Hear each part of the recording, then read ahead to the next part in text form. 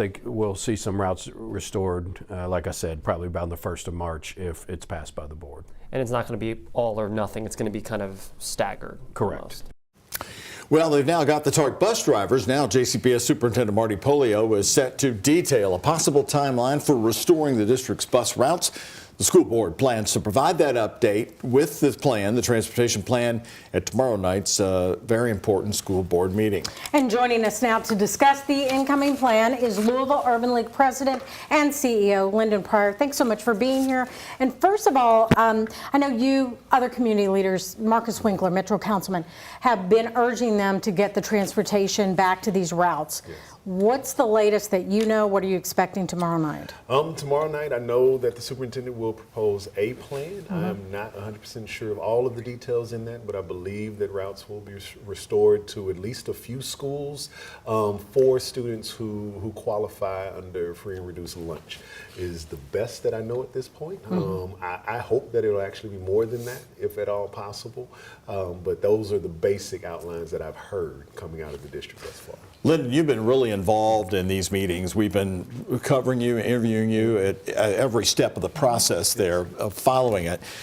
You've also put out your own detailed plan. I thought it was interesting that you wanted to implement, sort of bring back a version of the student assignment plan, which went away in this case, to guarantee access to the magnet in traditional schools. Do you think your voice has been heard on that, and why bring back a plan that has pretty much been jettisoned out of there?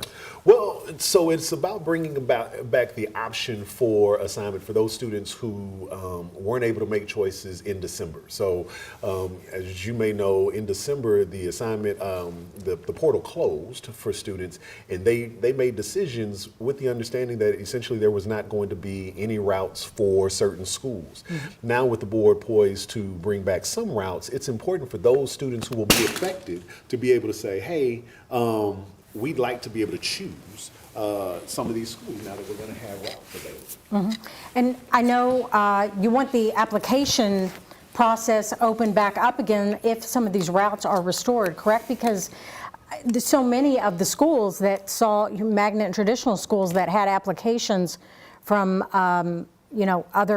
from some of these kids that have lost the routes have now lost those applications, like over 2,000. Yeah, and that's the important part, right, is equity for all students. And so if we're going to bring back routes for these students and say, like, hey, you would have the option of going to a magnet or traditional school, then they need to have the option to actually choose that school. And right now they don't. And so whatever plan is approved on tomorrow needs to include an option for those students to go back into the portal and make a decision around, like, hey, now I can go and there's transportation. I should be able to get to choose that school for my students.